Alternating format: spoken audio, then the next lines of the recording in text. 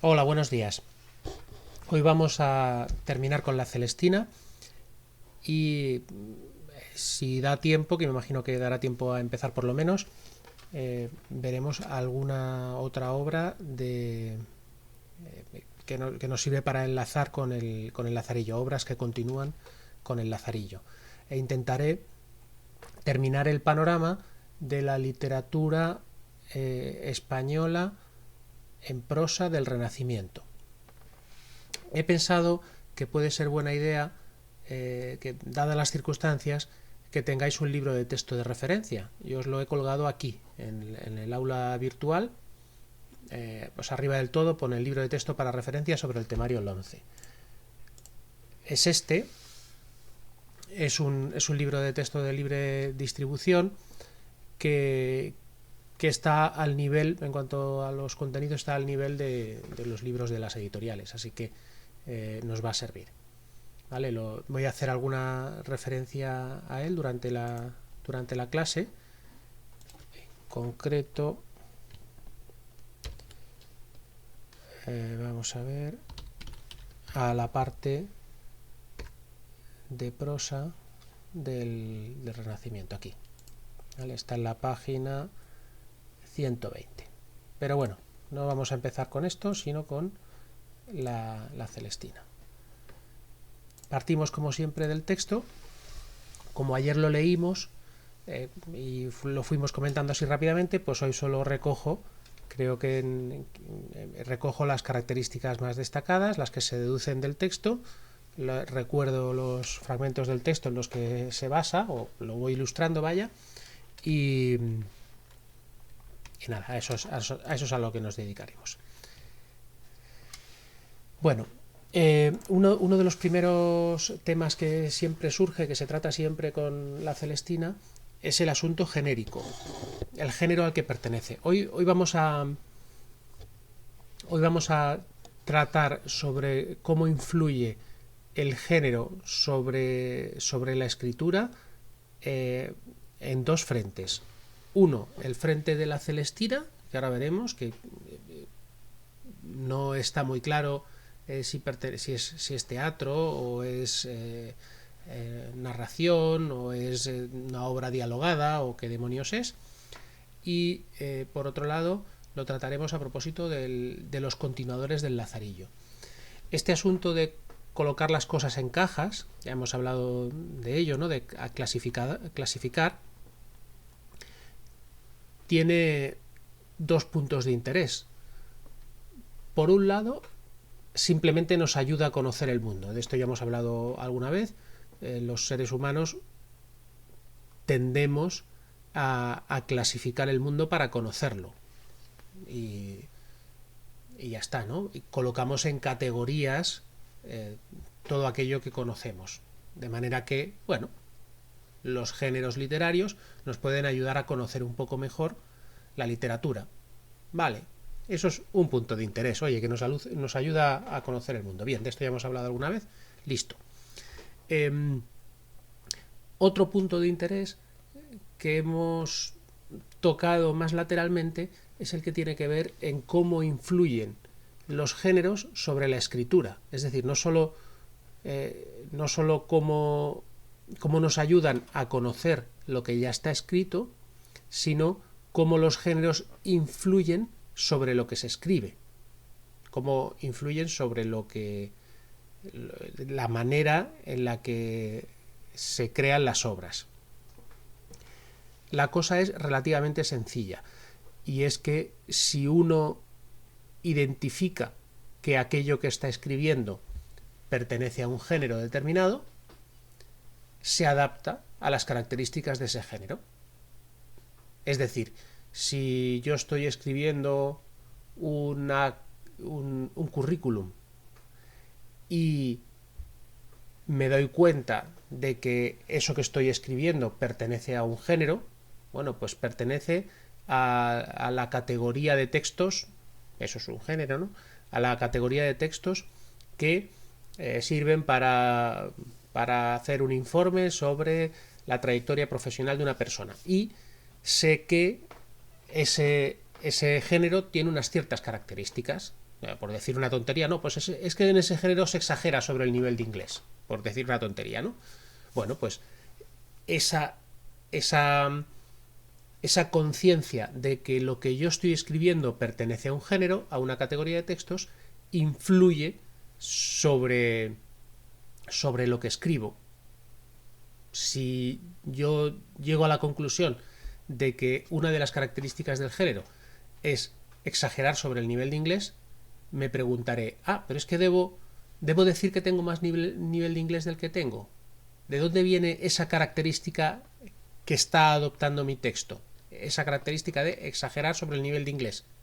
De la conciencia de género. Como sé que estoy escribiendo un género, pienso que ese género tiene una característica determinada y la adopto.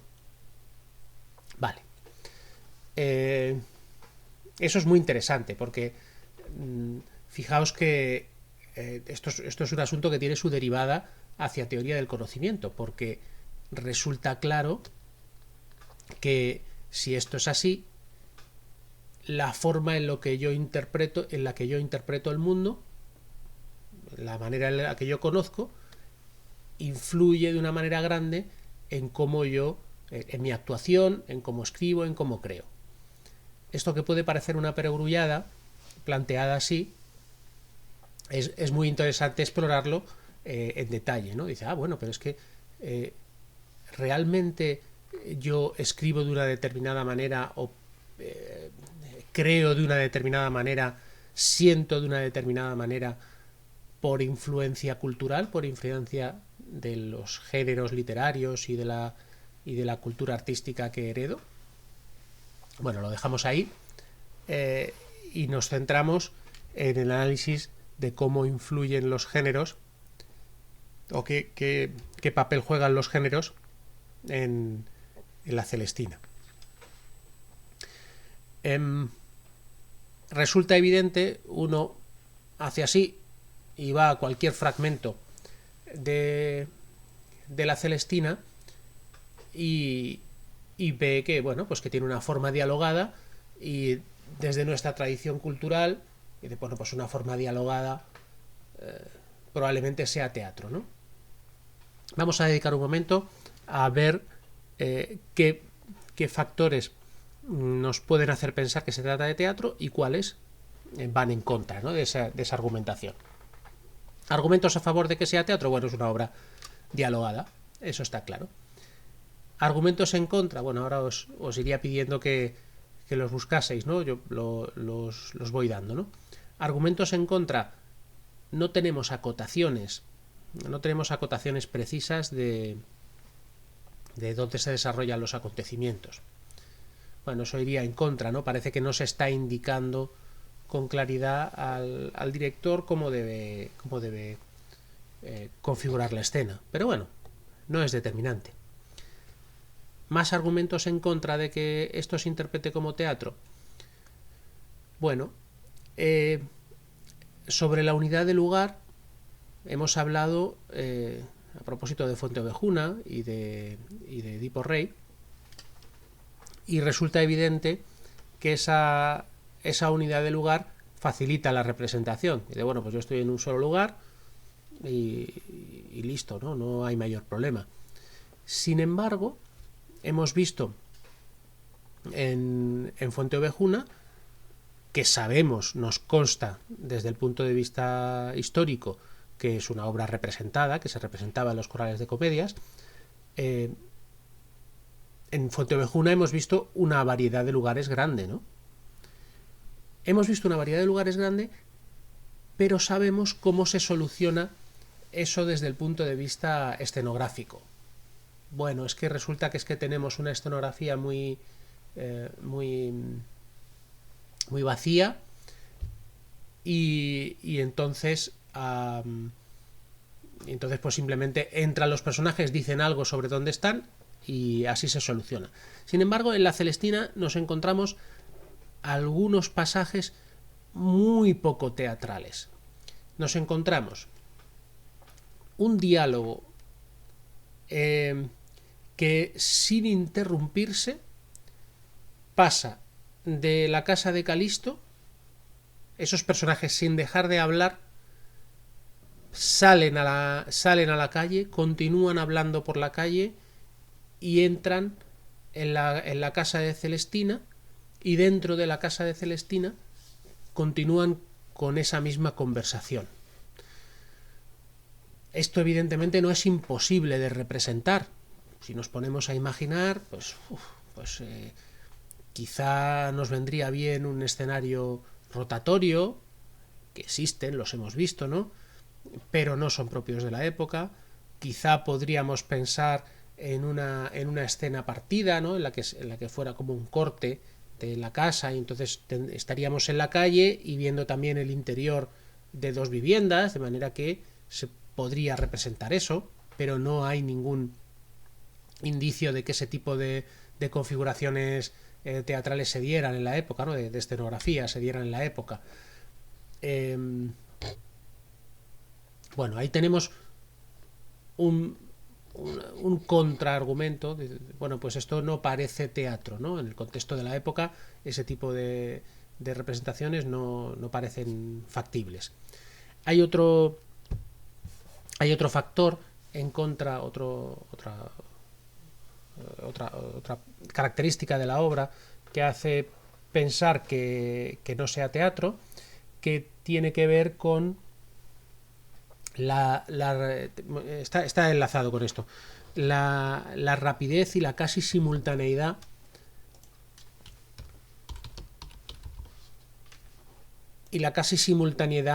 de los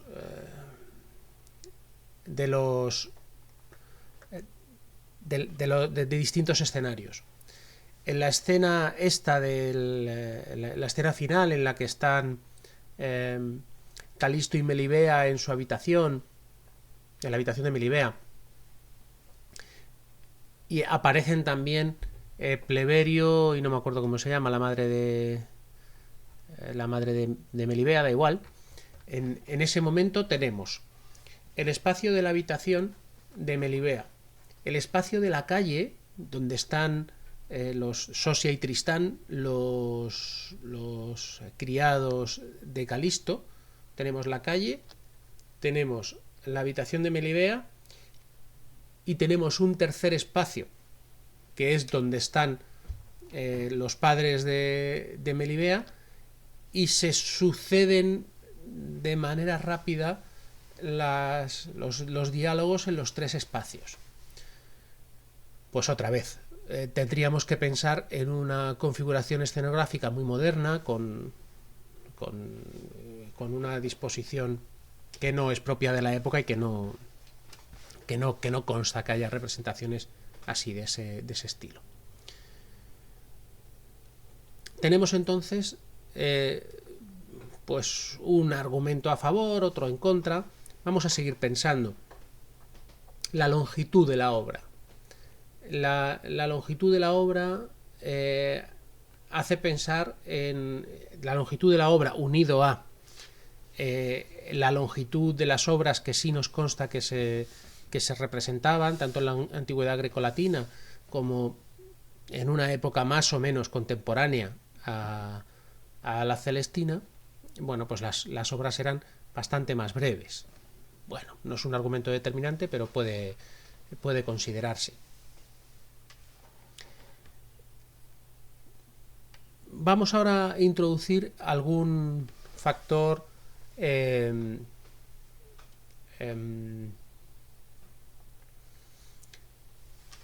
algún factor histórico.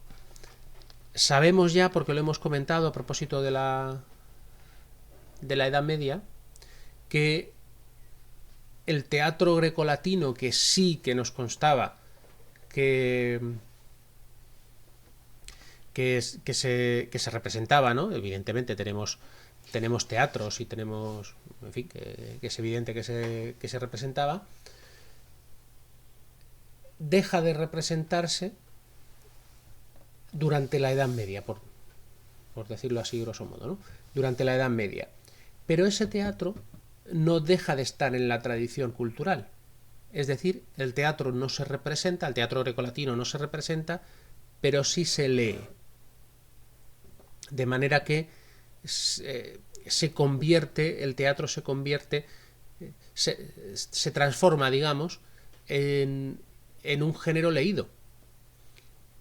Y puede ser el germen de esta otra categoría de obras dialogadas, perdón, que encontramos en el Renacimiento. Es decir, el teatro pasa a ser reinterpretado en el Renacimiento como un género para ser leído de manera íntima o, como hemos visto ya y ahora señalaré, o hacer lecturas entre varias personas, pero no representado. Y entonces, digamos que, para entendernos, copiando el teatro grecolatino, se crean obras dialogadas para ser leídas. Fijaos que aquí al principio, no sé si voy a ser capaz de encontrarlo ahora. Recordáis que ayer, está aquí, está por aquí. Ayer al leer la obra, aquí, al leer la obra, en el prólogo nos encontramos esta referencia que nos cuadra, ¿no? Así, cuando 10 personas se juntan a oír esta comedia, o sea que parece, y hay más testimonios textuales de que esto era así, se hacían lecturas, se juntaban varias personas y se leían obras de todo tipo, y estas obras dialogadas en particular. Encontraremos también en el Quijote, cuando lo leamos, quiero decir fragmentos, dentro de poquito, encontraremos también referencias a este tipo de lecturas colectivas, se juntaban para leer. Vale.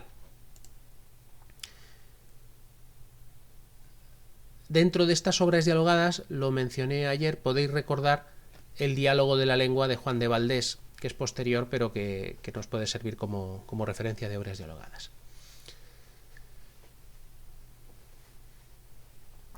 También hay que añadir que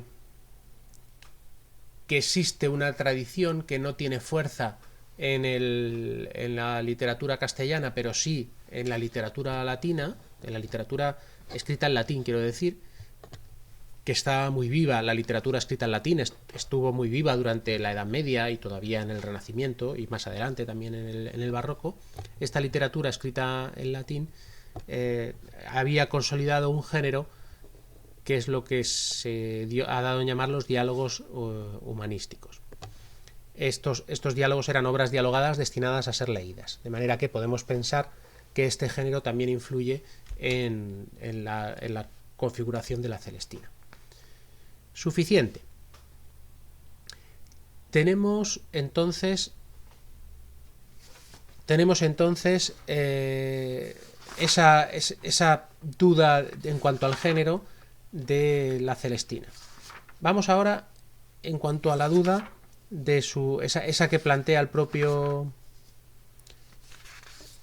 Fernando de Rojas sobre, a ver si me encuentro,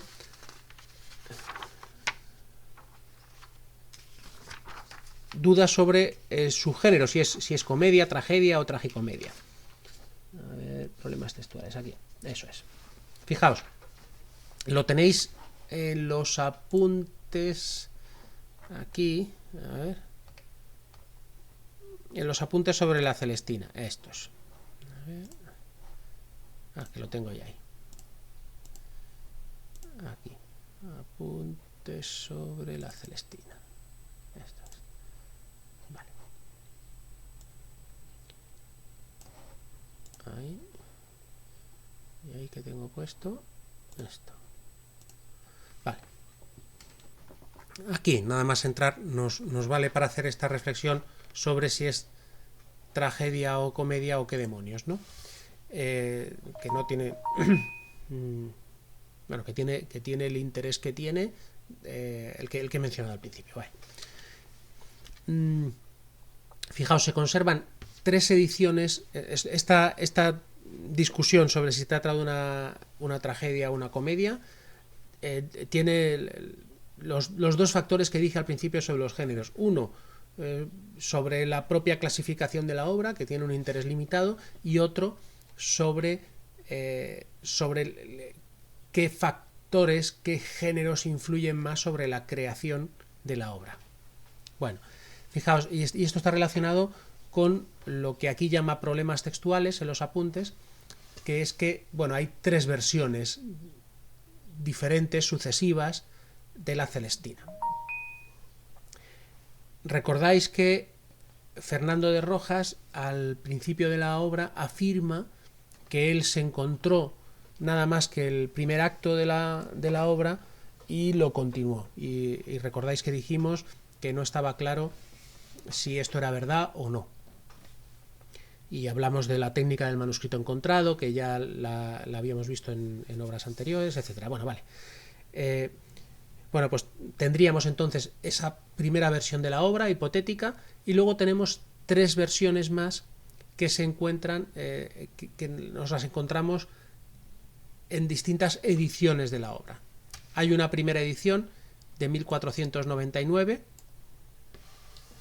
que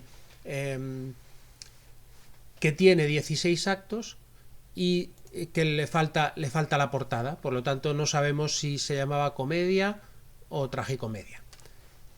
Tenemos otras 2 ediciones de 1500 y de 1501 que llevan por título Comedia de Calisto y Melibea, ¿vale? Y que también son 16 actos. Y por último tenemos una tercera edición de 1502 que ya lleva por título Tragicomedia de Calisto y Melibea. Bueno,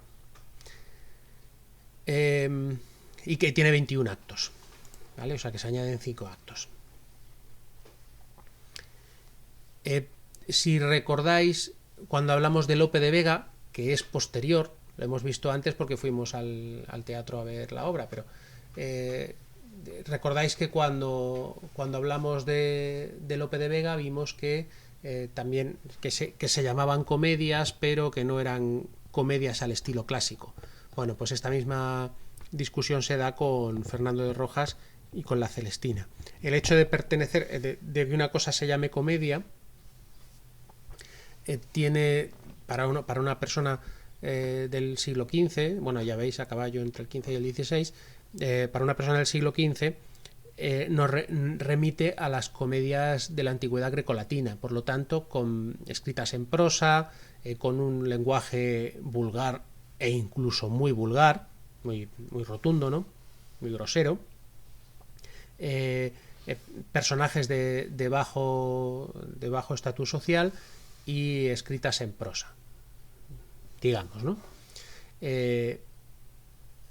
Entonces el hecho de que la obra se titule comedia hace que entren, que vincule con obras con esas características. Vale. Listo, porque no lleva mucho más allá. Que sepáis que tiene esa historia textual, porque en este caso tiene su influencia sobre la percepción y sobre la creación de la obra, y que sepáis que en la época existía esa discusión, ese planteamiento que el propio Fernando de Rojas aborda en el prólogo de la obra, entre si aquello era comedia o tragedia. Y veis que él, como dice el propio Fernando de Rojas, como dice en el prólogo, aquí, como dice en el prólogo, ¿veis?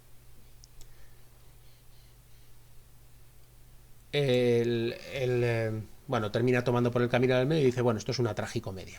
Vale. No da más de sí. Esto de teatro narración, ya empecé por ahí, así que ya está visto. Sobre la herencia literaria. De esto ya hablamos rápido el otro día.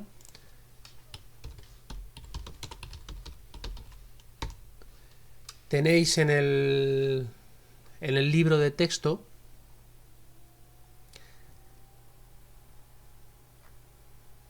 tenéis aquí algunas características del amor cortés, aquí, en este, pues es en la página, ¿qué? La página 106. En la página 106, a ver, esto fuera, en la página 106 tenéis ahí algunas características del amor cortés al que nos referimos el otro día, que es el tipo de lenguaje literario que utiliza Calisto y del que se burlan sus criados, particularmente Pármeno, ¿no? No, es Sempronio. A ver, un segundito. Sempronio es el del principio de la... Aquí. Sí, Sempronio. O sea, corrijo, en particular, Sempronio. Y aquí tenéis las características de ese lenguaje que utiliza para expresar su amor Calisto. La dama es divinizada. Fijaos cómo eso se lleva al extremo en el texto que hemos leído, ¿no? En la Celestina. ¿Recordáis? Este es un fragmentito muy, muy citado, ¿no? Tú no eres cristiano, yo, Melibeo soy, y a Melibea adoro, y en Melibea creo, y a Melibea amo, ¿no? Es llevar al extremo. Una de las características del amor cortés es que la dama es divinizada, ¿no? El sentimiento que canta, otra característica, el sentimiento que canta el enamorado es de dolor y frustración por la ausencia o por el rechazo de la amada. Bueno, también hemos visto en el fragmentito que leímos ayer, pues la tristeza de Calisto, como no encontrará descanso para su amor y su dolor, etcétera, ¿no? Ese tipo de cosas vienen del amor cortés. ¿Qué es lo que sucede de particular en la Celestina? Que tenemos la burla la burla de Sempronio. Vimos que aquí, ¿ves? Cómo contrapone esa visión esa visión idealizada de la amada, que proveniente del amor cortés, la contrapone con expresiones burlescas por parte de Sempronio, ¿no? Y vimos esto de las cerdas del asno, por ejemplo, ¿no? O no sé qué otra cosa señalé antes, así, esto de gaitas, asnos, contrapuestos con esa visión tan idealizada de la amada. Vale. También hicimos referencia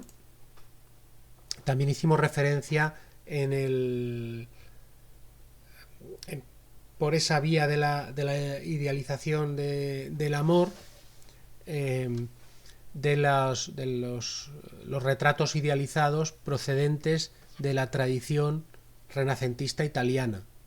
¿Recordáis Petrarca, que hicimos mención de él, sobre todo hablando de Garcilaso de la Vega, que es prácticamente contemporáneo?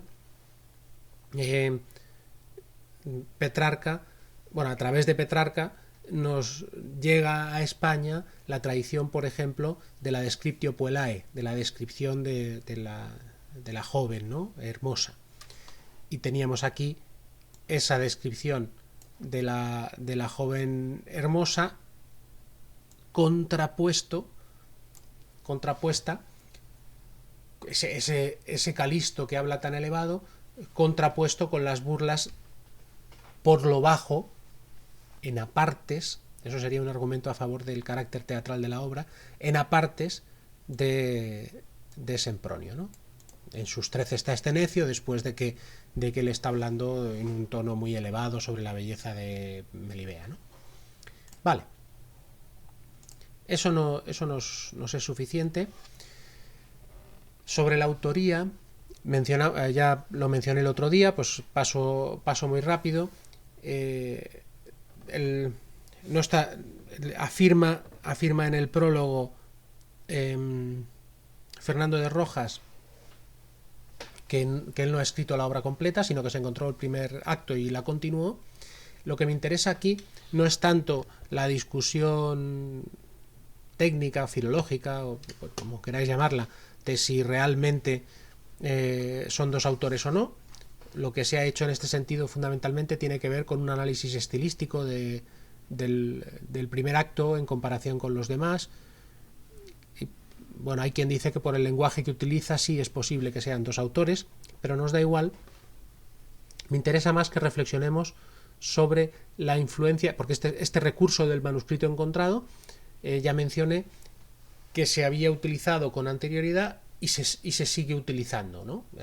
Se seguirá utilizando, y mencioné el libro del caballero Cifar entre los libros de caballerías, entre los libros de caballerías obras anteriores, quería decir, obras anteriores a la Celestina, y entre las obras posteriores que leeremos el curso que viene, mencioné La familia de Pascual Duarte, de Camilo José Cela.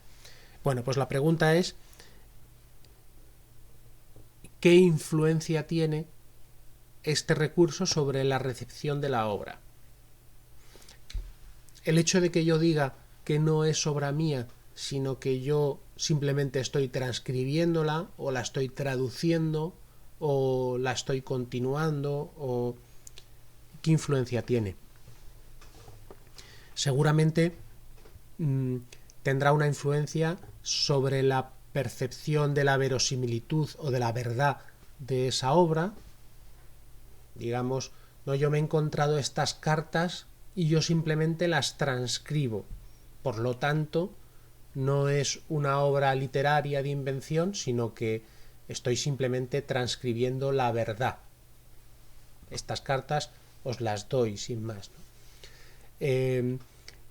Otra posible influencia sobre el significado global de la obra puede tener que ver con la distancia que se establece entre lo que se está leyendo, la obra literaria, ¿no? Entre lo que se está leyendo y el lector.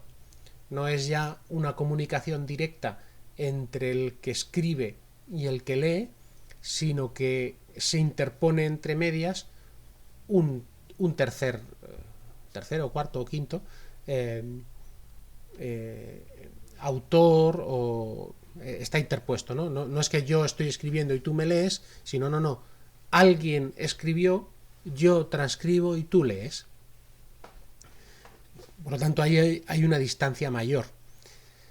Segunda influencia, ¿no?, posible de la técnica del manuscrito encontrado. También puede crear, y esto en el Quijote se explota hasta el límite, ¿no? También puede tener influencia sobre la perspectiva, sobre los puntos de vista que influyen en la lectura de la obra. Fijaos, si en el Quijote ya digo que se explota esto con mucha claridad.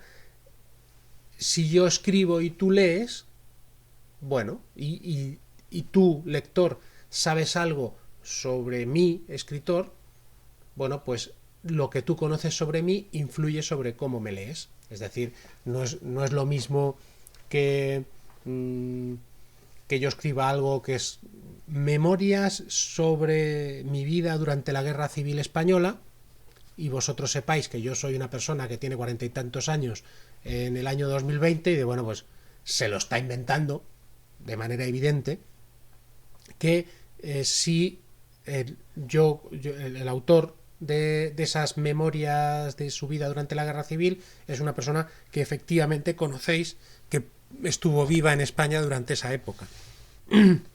Ese conocimiento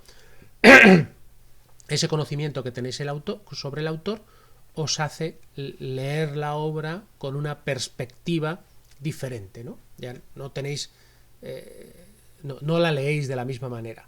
Bueno, pues cuando se interponen distintos autores, por ejemplo, con la técnica del manuscrito encontrado, yo es que quiero escribir, yo como autor literario que vive en el siglo XX, en el siglo XXI, y que yo quiero escribir una cosa que sea memorias de la Guerra Civil, pero es que me lo voy a inventar, pero quiero disponer de esa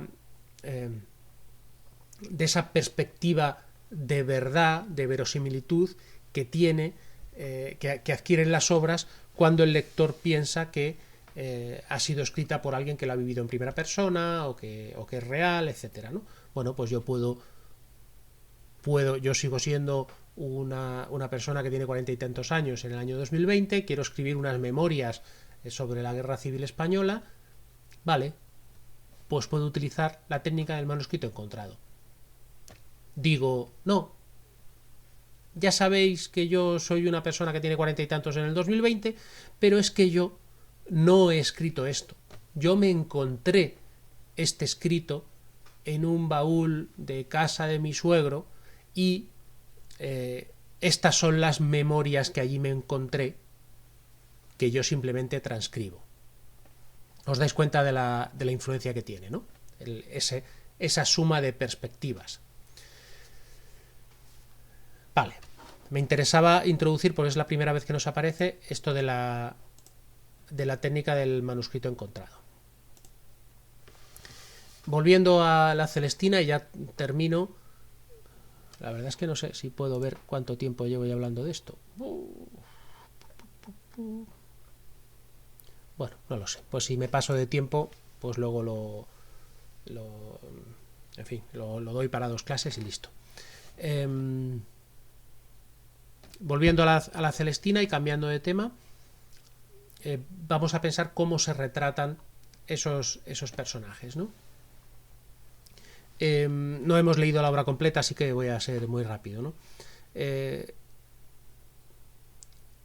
Hay dos... Bueno, lo suyo sería reflexionar sobre ello, pero voy directamente, ¿no? Porque no tengo otra manera.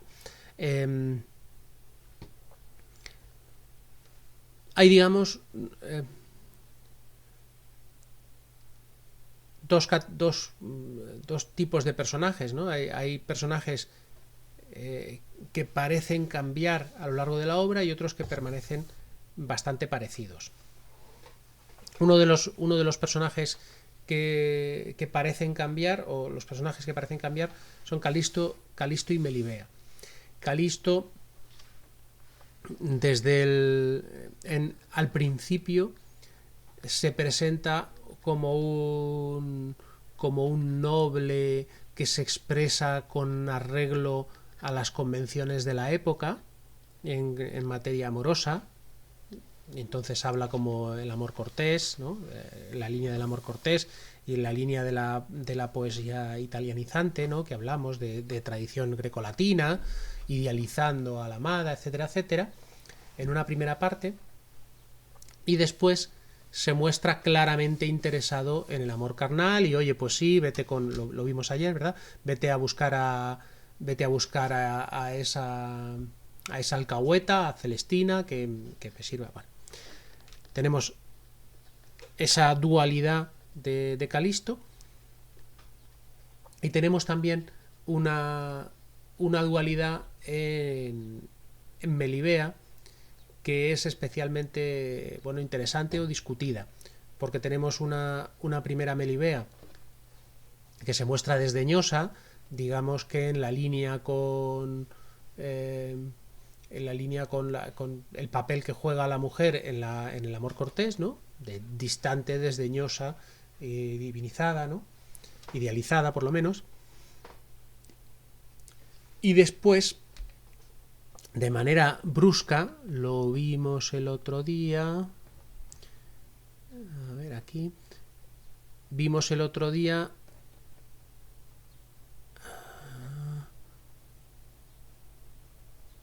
cómo se produce un cambio muy brusco.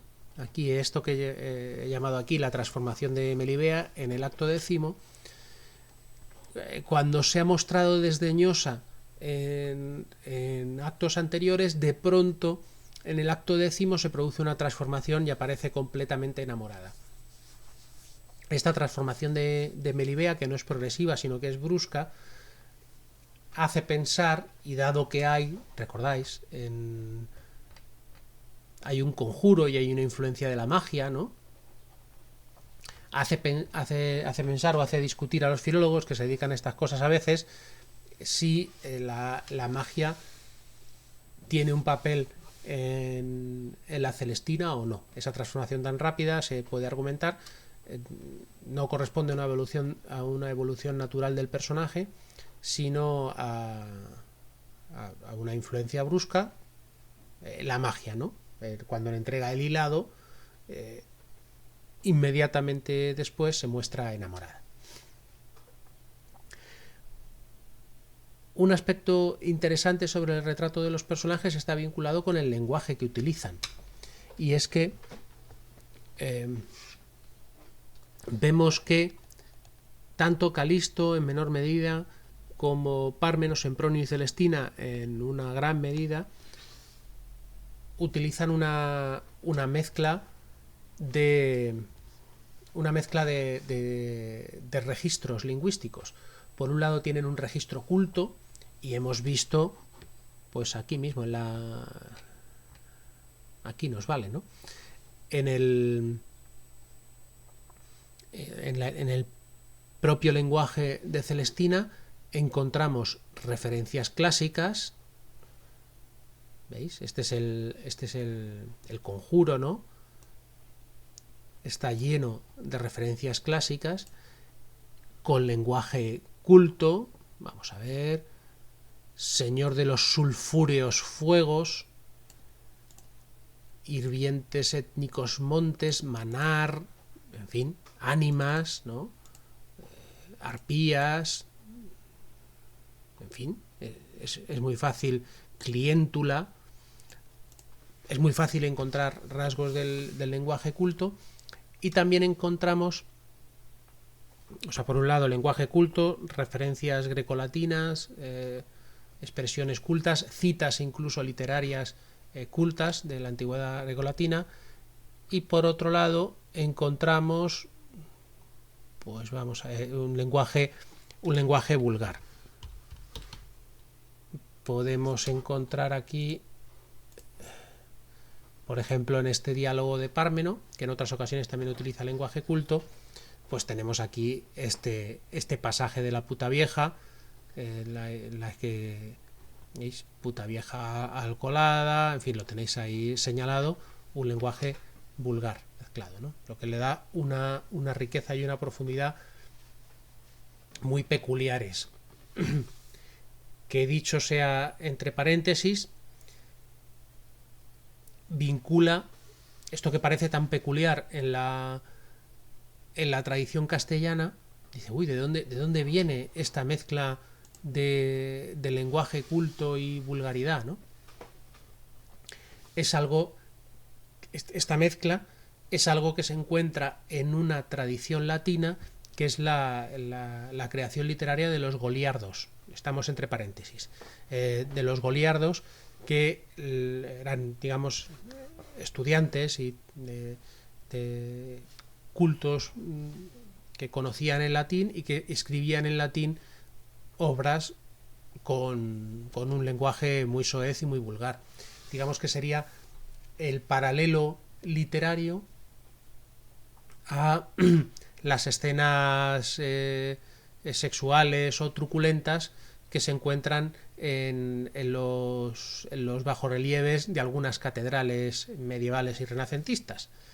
Es decir, un lenguaje y una contextualización genérica culta, con unos contenidos y un lenguaje muy soez, ¿no?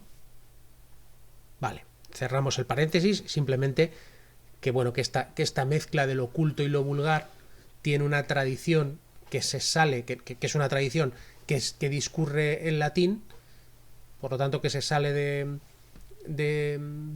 lo que vemos en la asignatura de lengua castellana, pero que tenía mucha fuerza en la época.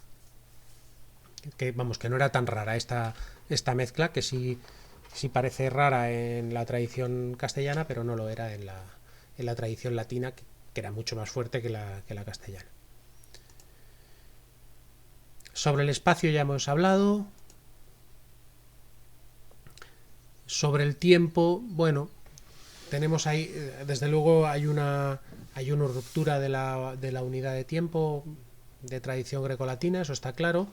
Y sobre el tiempo aquí podríamos introducir esto de la influencia de la magia, ¿no? Que que, digamos que acelera el proceso natural de enamoramiento. Que esa interpretación sobre cuánto tiempo pasa depende también de si o sea, se explica o se resuelve por la influencia de la magia. La magia hace que Melibea se enamore y cambie rápidamente, ¿no? Bueno, con eso terminamos con la Celestina. La Celestina es una obra tremendamente rica, pero bueno, pues no la tenemos, este curso no la tenemos entre las lecturas obligadas, así que nos quedamos ahí. Voy a cortar y si veo que me he quedado corto, pues sigo con otra cosa, con la literatura en prosa renacentista.